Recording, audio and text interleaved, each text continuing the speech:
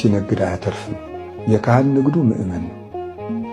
የካህን ንግዱ ክርስቲያኖች ናቸው። እንከስራለን። ሰውን ትቶ መነገድ ተገቢ አይደለም።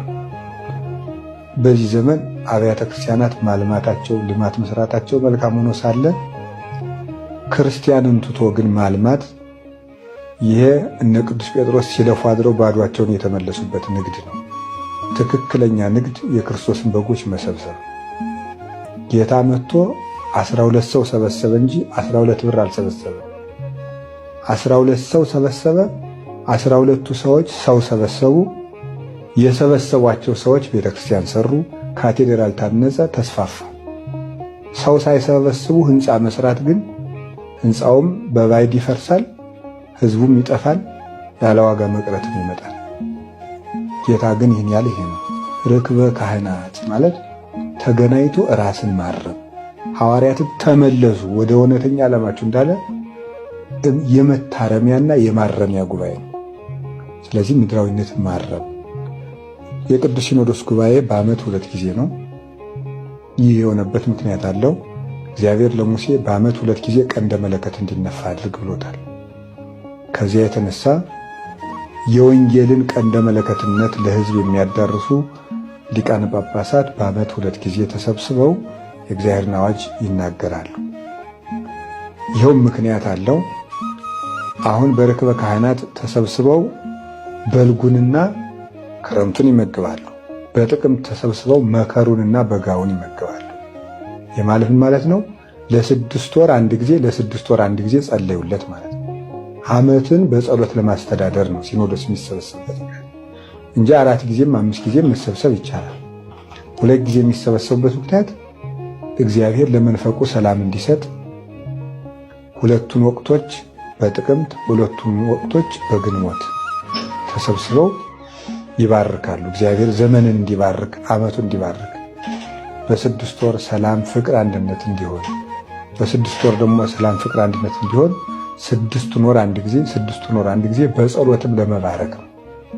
ስለዚህ ጉባኤውም የበረከት የሚሆነው የክርስቶስ ዓላማ ቅድሚያ ሲሰጥበት፣ ጭቅጭቅ ሲጠፋበት፣ ቅናት ሲለይበት፣ አድማና ዘረኝነት ሲጠፋበት፣ እነዚህ ሁሉ የተለዩበት ሲሆን መንፈቁ የበረከት ይሆናል። የሚበቅለው የተባረከ ሰውም ያለ ጊዜው ውሃ የማይወስደው መብረቅ ወርዶ ሰው የማያጠፋበት የማይገዳደልበት አዝመራው የሚይዝበት ምድር የሰጧትን የምታበቅልበት የበቀሉት የሚያፈሩበት ያለ አዝመራ የማይቀርበት በቅሎ የሚያፈራው እህል በጥቅምት ሲሰበሰቡ ደግሞ ተበልቶ ጤና እንዲሆን ደዌ እንዳይሆን የሚባርኩበት ጊዜ ነው እና ስለዚህ ጌታችን መድኃኒታችን ኢየሱስ ክርስቶስ ተገኝቶ ለሐዋርያት በረከትን ሰጥቷል። ቅዱሳን አባቶቻችን ያን ተከትለውም በረከት የጌታችን ኢየሱስ ክርስቶስ በረከት ሲሰጡ ኖረዋል። የተሳሳተ አርመውበታል በቅዱስ ሲኖዶስ። አሁንም የተሳሳተ ይታረምበታል፣ በረከት እናገኝበታለን። ይሄ ነው ጌታ ሐዋርያት ካመጡትም ቀድሞ ከተጠበሰውም ተመግቦ ቀምሶላቸዋል። የመላእክትንም የሰው ልጆችን ምስጋና እንደሚቀበል ሲያጠይቅ ነው።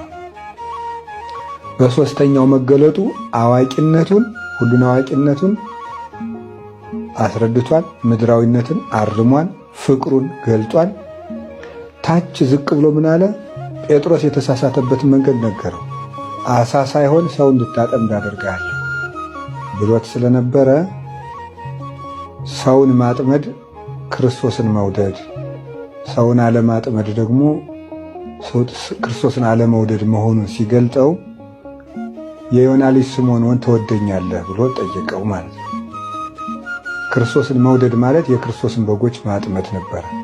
መጀመሪያም የጠራው ለዚህ ዓላማ ነበረ። ክርስቶስን መቼስ እንዳይሁድ ሁሉም ሰው ስድብ አዘጋጅቶ ባይምሮ መክሮ ቃላት አከናውኖ አይሰድበውም፣ በየቀኑ አይቸነክረውም። ክርስቶስን መውደድ ማለት አሳትቶ የክርስቶስን በጎች ማጥመድ ነው። ክርስቶስን መጥላት ማለት ደግሞ እሱን ከመካድ በተጨማሪ በጎቹን መዘንጋትም ክርስቶስን መካድ ነው። ይኸው የሚታወቅ ዘንድ በግብረ ሐዋርያት ምዕራፍ 9 ላይ እንደምንመለከተው ቅዱስ ጳውሎስ ምዕመናን እያሳደደ ሲሄድ ሳውል ለምን ተሰደደኒ? ሳውል ለምን ታሳድደኛለህ አለው። ቅዱስ ጳውሎስ ጌታን አግኝቶ አላሳደደውም። ግን ምዕመናንን ማሳደድ ክርስቶስን ማሳደድ ነው። ምዕመናንን መዘንጋትም ክርስቶስን መዘንጋት ነው። ከዚህ የተነሳ ቅዱስ ጴጥሮስ ዋናውን ዓላማ ትቶ ዓሣ ሲያጠምድ በመገኘቱ ፍቅርህን ትተሃል። ካህን ሲነግድ አያተርፍም።